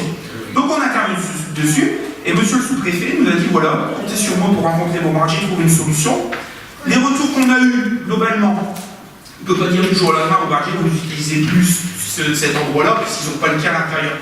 Donc, il leur a donné un calendrier, une deadline, je crois, dans les 6 mois à 1 an pour réaliser leur quai. Et au-delà de ça, il a saisi les services du Premier ministre, parce que c'est une décision qui est prise à Paris sur le fait de répertorier les voies grand gabarit, convois exceptionnels, pour, dès cette époque-là, aménagement ou pas aménagement réalisé, maintenant c'est dans le plan de Bombardier, retirer la rue Jean Jaurès des voies grand gabarit pour les convois exceptionnels, pour obliger les services de Bombardier et de la zone, parce qu'il y en a d'autres qui apportent la vie, mais je crois que c'est de l'autre côté.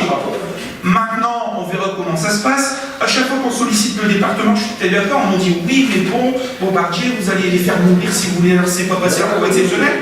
Mais voilà, c'est un dossier, je suis d'accord avec vous, qui date, et à chaque fois, c'est eux qui sont venus pleurer pour avoir quelque chose. Et une fois que ça a été réalisé, ce sont des fossés. Donc voilà, on a un historique complet sur le sujet. Oui, mais moi je crois que techniquement c'est pas possible. C'est ça. Par rapport à la voie, Ouais, il paraît. on verra bien. Bon, si ça aboutit, admettons, donc le projet de l'AGLO que l'AGLO a sur le blanchissement, il va être modifié.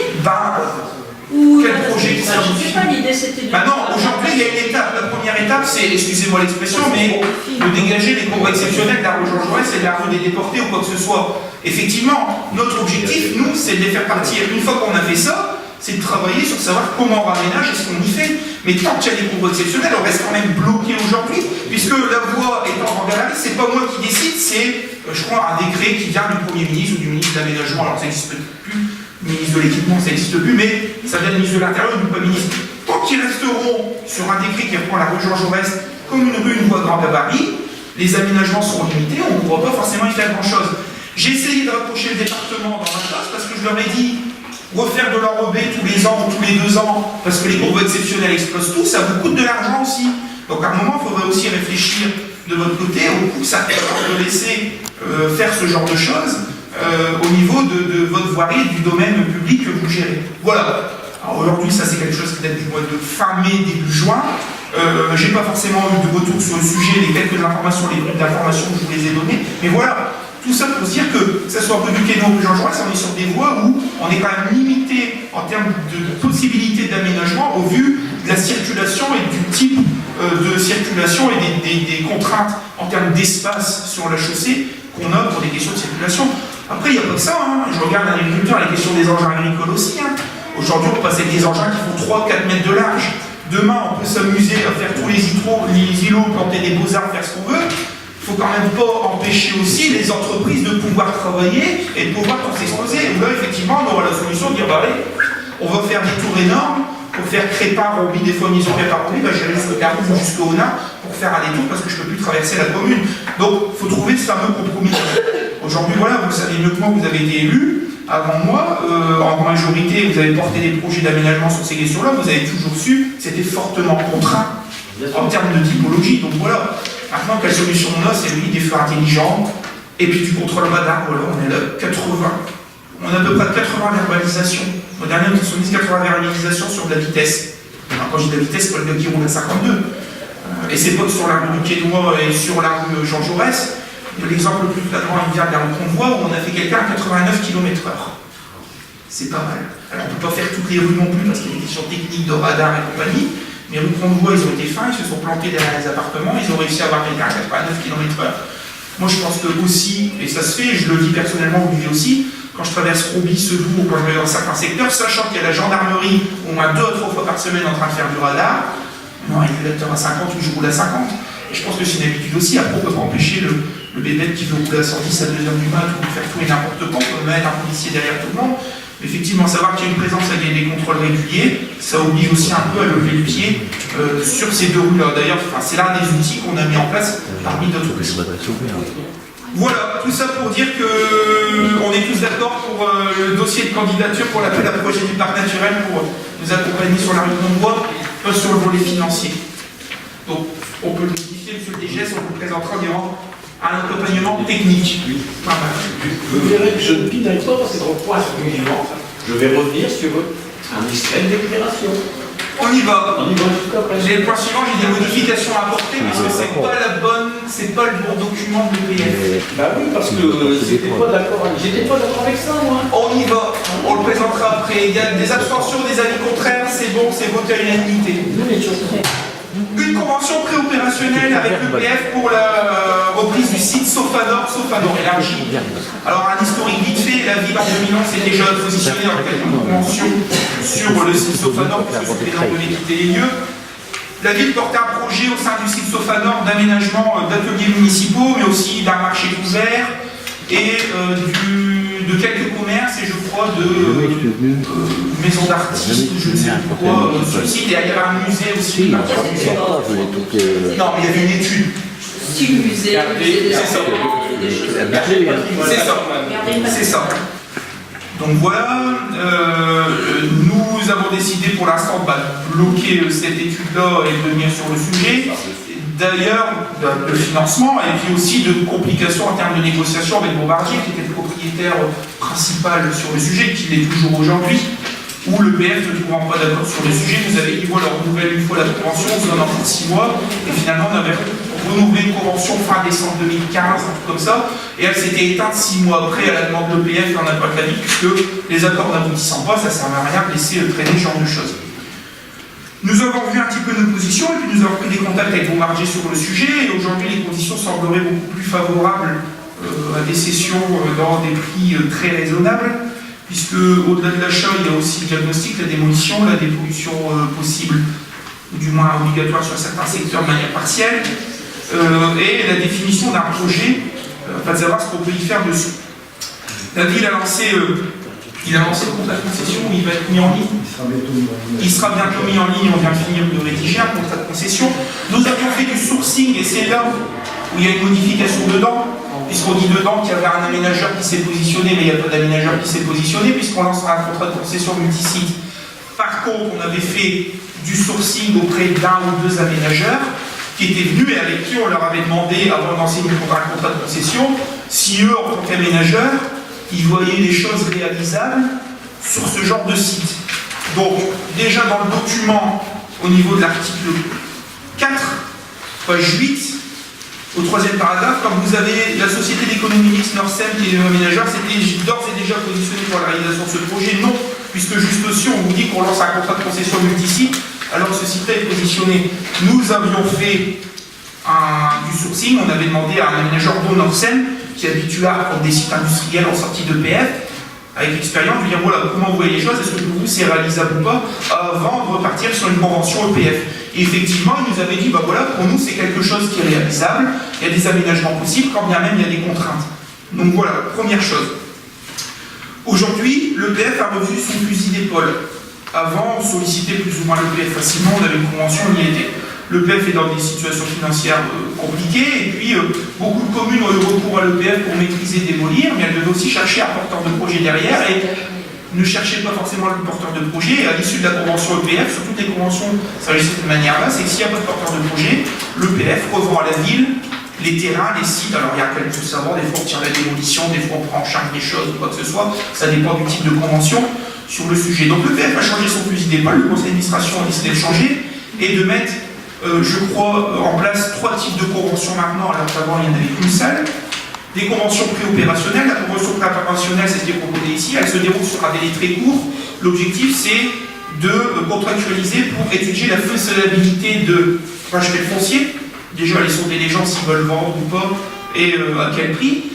De faire une étude de faisabilité sur les coûts de démolition, les coûts de dépollution, et de faire une faisabilité sur une projection, et d'aller sonder si effectivement il y aura un porteur de projet potentiel sur le sujet. Si toutes ces conditions-là sont remplies, il y a après une convention opérationnelle, qui est classique, ce qu'ils auparavant pour maîtriser le foncier et que la ville délègue à l'EPF la possibilité de racheter, de maîtriser, de démolir, etc. Et il y a maintenant une troisième convention qui s'appelle une convention de sortie, c'est-à-dire qu'une fois que toutes ces choses-là, les travaux sont réalisés, la convention opérationnelle, si elle doit être renouvelée, elle n'est pas renouvelée en convention opérationnelle, mais en convention de sortie, pour dire que voilà, très rapidement, la ville ou le porteur de projet, si un porteur de projet, doit reprendre les portées foncières. Ici, on est sur une convention opérationnelle, l'objectif étant de juger, savoir s'il y a une possibilité de maîtriser le foncier dans de bonnes conditions, quels sont les coûts d'évolution, d'engager des études ou quoi que ce soit, qui va durer 6 mois à la date de sa signature. C'est ce qui est demandé aujourd'hui. Alors, voilà un petit peu ce qui est présenté. L'objectif, c'est de faire une liaison. Alors, on n'a pas fait d'OAP, on fera des OAP dans le cadre du contrat de concession. Des OAP, c'est des orientations d'aménagement. Globalement, le 5 principal, c'est de dire voilà, on veut une voirie de liaison là, sans dire si elle va dévier, pas dévier, c'est une double voie, une simple voie. Là, on veut mettre un bâtiment, là, on met une périphérie, et de l'autre côté, on fait un bassin de rétention. Après, on construit des maisons de cette manière-là. On ne l'a pas faite, mais elle sera faite dans le cadre du contrat de concession avec le concessionnaire qui sera retenu. On lui proposera les OAP et à lui de les décliner, de faire des propositions à la commission consultative qui a été élue sur ce qui sera réalisé globalement. Le PF a fait globalement une petite projection. Le document qui est en page 8 en dessous, en fait, c'est un petit schéma d'aménagement très succinct qui a été réalisé par le cabinet Diversité, qui est le cabinet de la ville, pour dire voilà, qu'est-ce qu'on pourrait faire globalement sur le sujet. Et il a été proposé de faire ça. Donc vous avez les parties plus historiques qui seraient maintenues, et le reste, c'est de la construction en individuel groupé. Alors, logement locatif social ou locatif accession sociale sur le sujet, ça sera à définir, c'est notamment dans le cas du péage, mais l'obligé, c'est de dire voilà, globalement, on a un plan de masse. Ça avait été présenté de cette manière-là aussi dans le cadre du contrat de concession sur ce site-là, et le PF l'a repris de cette manière-là. Voilà. L'étude de Question. faisabilité n'est pas faite. Donc Question. ça, c'est pas forcément. Ah, il y a un micro 2010. Bah, il y a Vous avez fait exprès. Vas-y. Je voudrais quand même, monsieur le maire, tout à l'heure je disais que vous m'avez dit que je pinaillais financier, pas pinaille. Bon, maintenant je ne vais pas pinailler. Je lis ce que vous avez dit. Vous parlez de passation de concession d'aménagement. D'accord? Vous dites que nous avons créé une commission à laquelle l'opposition a présenté. Oui. Donc nous, on ne fait pas de la représentation pour la représentation. Je lis. La commission est chargée d'émettre un avis sur les propositions reçues préalablement à l'engagement des discussions mentionnées avec les candidats. Son avis pourra être recueilli par ailleurs par la personne habilitée à engager les discussions à tout moment de la procédure. Donc la préopérationnalité de l'EPF, elle va venir avant la passation de la concession d'aménagement. Oui. On est d'accord? Donc nous demandons à ce que cette commission travaille avec l'EPF. Puisque vous dites que nous n'avons pas de projet, mais bien sûr, puisque là, vous dites que vous êtes trompé, vous dites que Non. les conventions sont... La seule chose que j'ai dit, c'est que simplement, tel que l'EPF a rédigé, on a fait du sourcing et l'EPF a dit vous avez retenu un aménageur, maintenant on a retenu un aménageur. On a sollicité des aménageurs, savoir si c'est faisable ou pas. Enfin voilà, demain on devrait créer quelque chose, là c'est de l'aménagement, on a été sollicité des aménageurs, demain on fait une étude de faisabilité. On n'a pas forcément fait une étude de faisabilité, on est aménageur, voilà. Vous aménageur, est-ce que sur un truc comme ça, pour vous, il y a quelque chose à réaliser ou pas? On a montré d'autres sites dans la commune, nous ont dit voilà, aucun aménageur se positionnera, donc on les a pas intégrés dans une convention multisite. Celui-ci ayant eu une réponse plutôt favorable, on dit bon bah ok, celui-là des aménageurs étant potentiellement intéressés, nous disant qu'ils peuvent aménager sur site, on l'intègre à une convention multisite.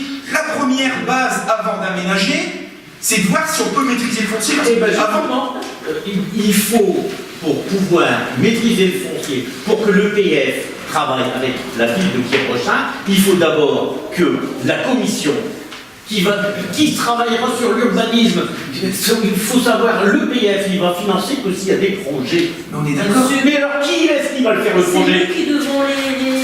Mais le projet, il est qui? Ben, dites-moi qui. Mais le projet, il est clair. Il est L'idée qu'on lance un contrat de concession multisite, que ce site-là est retenu. L'objectif aujourd'hui, c'est de l'EPF savoir déjà si ce site-là, avant d'être retenu, il est déjà possible de racheter ou quoi que ce soit. Vous m'écoutez pas? Et La commission travaille au préalable avant qu'il y ait un contrat de concession. C'est la principe. Mais la commission, elle se réunit pour retenir, analyser les offres des aménageurs et ensuite pour définir avec eux les orientations d'aménagement sur les différents sites. Voilà à quoi sert la commission qui est relative à la concession. La concession d'aménagement, on est seulement en train de la lancer. Non, mais pourquoi on va réunir une commission pour faire de la réunion? Enfin, je comprends Non, Vous êtes en zone... pour avoir des orientations précises sur Stofanor. C'est pas la... Voilà. C'est pas pour la réunionner. Mais je suis pas d'accord avec vous, puisque ça va être la mission de l'EPF en premier lieu. Ne le faites pas. Eh ben, on le fera pas. On verra les résultats. Ben oui, vous écrirez au TA, vous m'en Mais non, il manquait sur des Travailler autrement, c'est pas en temps, Mais sortir dans votre... ce que je vais vous dire aujourd'hui, c'est que la commission qu'on a créée, bon d'ailleurs vous étiez contre les contrats de concession, vous vouliez de la maîtrise d'ouvrage. Exactement. Mais je vous ai dit que j'étais pour la commission. Parce que j'avais lu les prérogatives de cette commission. On est d'accord. Vous ne les respectez pas. Alors, maintenant, je vous explique sur notre chat, vous étiez contre le fait d'avoir des recours à des aménageurs privés ou publics ou semi-publics sur le sujet. Par contre, vous êtes d'accord pour venir voir ce qu'ils vont faire quand même. Non, C'est normal. On est là pour Mais voilà, C'est le rôle de la commission. on est là pour voir qu'est-ce qui va être proposé. Première chose, on est d'accord. Aujourd'hui, on veut une convention préopérationnelle avec l'EPF pour savoir si sur un site, oui ou non, l'EPF va pouvoir s'engager à maîtriser du foncier. Point barre. On n'est même pas sur une question d'aménagement. Mais elle va le faire puisque ça fait des années qu'on est. Mais puisque aujourd'hui, si elle le faisait, pourquoi elle ferait une convention opérationnelle? On aurait signé toute une convention, on dirait les banques. Parce qu'ils n'ont plus de sous. Parce que l'EPF a été grugé par plein de communes qui ont fait des projets mirobolants. Voilà, d'accord. Et qui ne savent plus racheter. Et ben voilà. On est d'accord. Et c'est pour ça que nous, qu'on veut que cette commission-là, elle ait un point de regard. Voilà. Vous le voulez pas? C'est le but de cette commission. C'est pas le nôtre.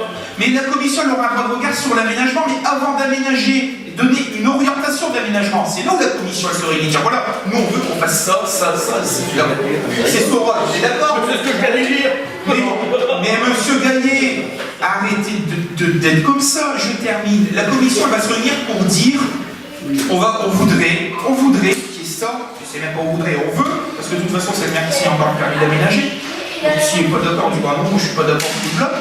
On veut faire ça. Avant de savoir ce qu'on veut réaliser sur un site, il faut déjà le démolir.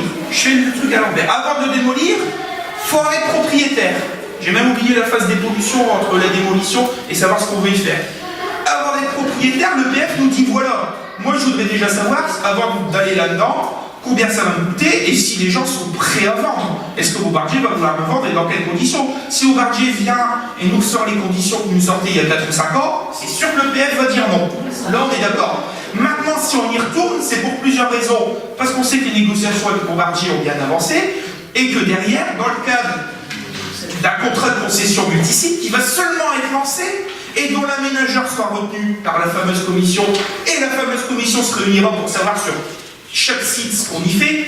D'ailleurs, celui-là, vous avez dû mal lire la délibération puisque c'est le dernier site qui sera aménagé. Et l'aménageur a 6 ou 7 ans pour aménager. Donc, ça ne va pas être le site prioritaire, il faut seulement acheter, démolir, etc. Donc, on aura encore le temps de se réunir et de voir ce qu'on fait dessus en termes d'aménagement. Aujourd'hui, on délibère sur le fait que l'EPF fait une étude de faisabilité, à savoir si elle va se positionner ou pas sur une convention pour acheter ces bâtiments-là. Point. Une fois que ça sera fait, elle nous dira si oui ou non. Si c'est oui, on fait une convention. Et si c'est non? Eh bien, si c'est non, qu'est-ce que vous voulez que je vous dise? Et on verra notre position. Qu'est-ce que vous voulez que je vous dise? Je suis pas le président de l'EPF, je suis pas administrateur, je suis pas. Voilà. Des fois, on dit non aussi, et des fois, voilà. Des fois, on sollicite des subventions, c'est non. Des fois, on sollicite des subventions, c'est oui. Voilà, mais je vous dis, maintenant, et je suis d'accord avec vous, l'EPF a revu de manière drastique ces questions d'intervention, de quelle manière elle intervient, et surtout, les deux regards qu'elle a, c'est est-ce qu'il y a vraiment un projet, et est-ce que s'il n'y a pas de projet, la commune sera en capacité de racheter. C'est ça qu'on vous dit depuis tout à l'heure. Il faut qu'on se démène pour présenter un projet de manière à ce que l'EPF est en... Mais il va y avoir un contrat de concession, c'est un concessionnaire à l'aménageur qui le présentera avec l'avis de la commission. Il faut présenter quoi? Je crois que vous avez rien compris, franchement. Vous avez rien compris. Non, mais je peux dire ça, mais vous avez rien compris au sketch, franchement. Vous appuyez sur les autres, et bien on verra le Mais on ne s'appuie pas sur les autres, Madame Guisgan. Vous voulez que je vous réponde? de toute façon. On verra les résultats. Le lotissement Les Vanneaux, lancé en 2004, réception de chantier, janvier 2018, on est seulement en train de faire un déclassement.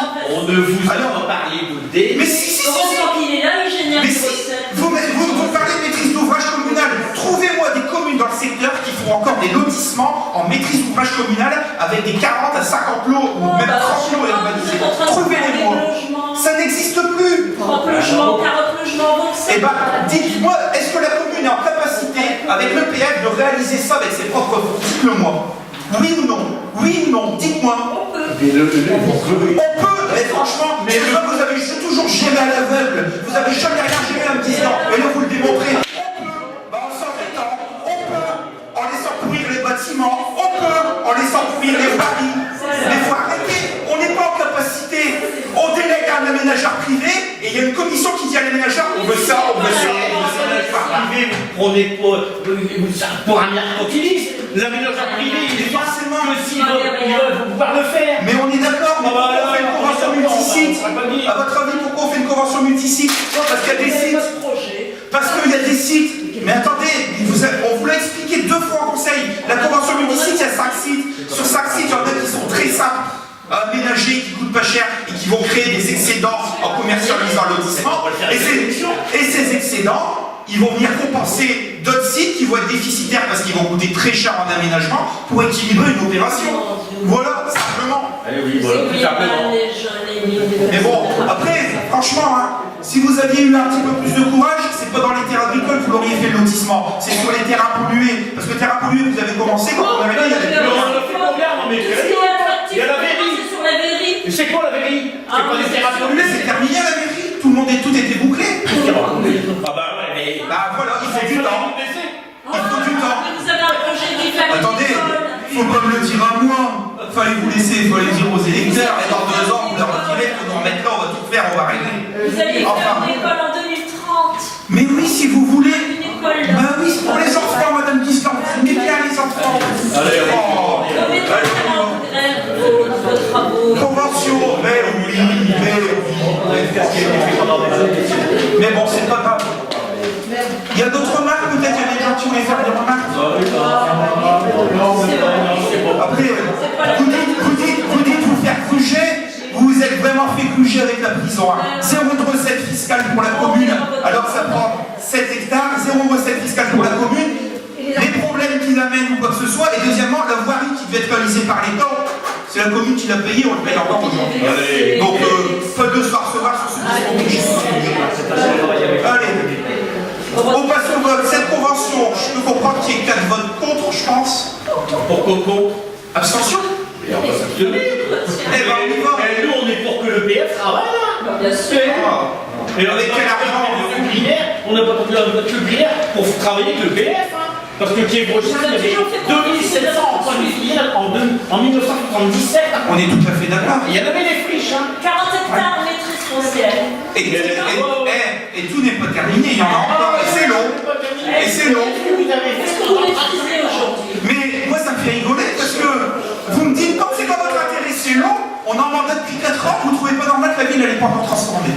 Ah, c'est vous qui écrivez sur votre blog. Quand on avait un mandat, c'était pas la fin du mandat qu'il fallait bouger. Bah absolument, parce qu'on bouge pas depuis la fin. On n'attend pas la fin du mandat pour bouger, même 10 ans. D'autres priorités. On va bouger là. Ah oui. On appelle ça des gesticulations. Donc vous êtes en train de vous rendre compte. Des gesticulations. Vous commencez à bouger, hein. Eh ouais, C'est franchement. normal, on arrive au moment des élections. Écoutez, ah, il y a des élections, ça bouge, ouais. Ah bah oui, ça bouge. On vous voit aussi à Mme Guisbard. Ah bah oui, ça le fait. J'ai un élection aussi.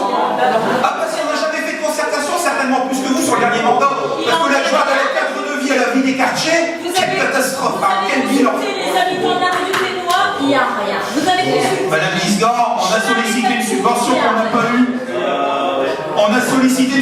qu'on n'a pas eu. Je vous mets encore au défi de trouver des villes aujourd'hui qui réalisent des projets d'aménagement quand ils n'ont pas la Vous avez fait un projet de 800 euros, vous n'avez consulté personne. 800 euros, ça va, c'est d'accord. Ah, ça Vous va. n'avez consulté personne. Ah, le sac cheval, il y a peu de consultation. Pas du tout. C'est pas les 3 enfants qui ont été consultés dans le cadre de nos quartiers d'été qui font de là une concertation. Non, il y a pas de concertation. Bah, allez, allez. Toute l'école primaire, ils ont été évacués. Tous les enfants de l'école primaire. Et ben, Mais les parents aussi. qui c'est qui est venu? Oui. Il y a eu Il y a eu une réunion. Mais de toute façon, tu sais. Mais tout est repris, hein, tout a été repris, hein, Il y a eu les une propositions, réunion. etc. Mais J'ai bon, pas vu de réunion. Mais là, c'est pas rien. Madame Gisdor, la reine des réunions. Les commissions, c'est un match au carton marqué pour les faits, les commissions. On rigole depuis tout à l'heure, il y avait Paul et Pierre, maintenant il y a les commissions. Voilà, on rigole. Allez, la convention préopérationnelle, il y a des... La convention opérationnelle, des avis contraires, des abstentions. 3 plus une voix représentée. Pour le reste, c'est voté à la majorité. Je vous remercie. Convention bipartite pour l'élection de missionnelle. Alors, globalement, l'association populaire de Dormisson souhaite organiser une élection missionnelle. Forcément, c'est fait avec la délégation Miss France Hauts-de-France, ça s'appelle maintenant. L'objectif pour la commune est de conclure une convention d'apporter un concours financier sous forme de subvention à hauteur de 5 000 € et de mettre à disposition des moyens techniques, notamment la salle des fêtes, pour la bonne tenue de cet événement. Voilà. Des questions particulières? Pas de questions particulières. On passe au vote, des abstentions, des avis contraires, votés à l'unanimité, je vous remercie. Une convention accueil du loisir sans hébergement ville avec la CAF du Nord, j'avais abordé au dernier conseil à signer. C'est globalement pour actualiser, notamment avec la CAF. On va être en renouvellement CEJ, un certain nombre d'activités que la ville fait en termes d'accueil de loisirs sans hébergement. Mercredi 10, loisirs de juillet, il y a des accueils périscolaires, extrascolaires, accueil jeunes. L'objectif pour la ville est d'obtenir des financements de la CAF dans le cadre de la réalisation de ces activités. Pas de questions particulières. Non, la commission COJ, c'est un match ou champion? Comment? La commission COJ, c'est important, c'est un match ou champion? C'est un renouvellement. La commission qui va s'occuper du COJ, c'est un match ou champion? Et il y a pas de commission qui s'occupe. Ah, il y en a pas, bien sûr. Vous ne travaillez pas le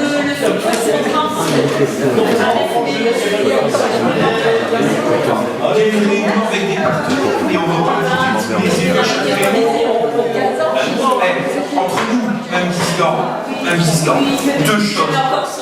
Sous le mandat précédent, forcément vous y participez parce que vous ne savez pas avec quelle casquette vous y participiez, automatiquement. La deuxième réponse que je vais faire dessus, le peu de réunions qu'on a eu et que vous avez voulu, ou auquel vous avez voulu participer, ça a été très loin d'être constructif. Votre discours était simplement dire qu'il faut que la ville elle fasse rien pour laisser aux associations. Et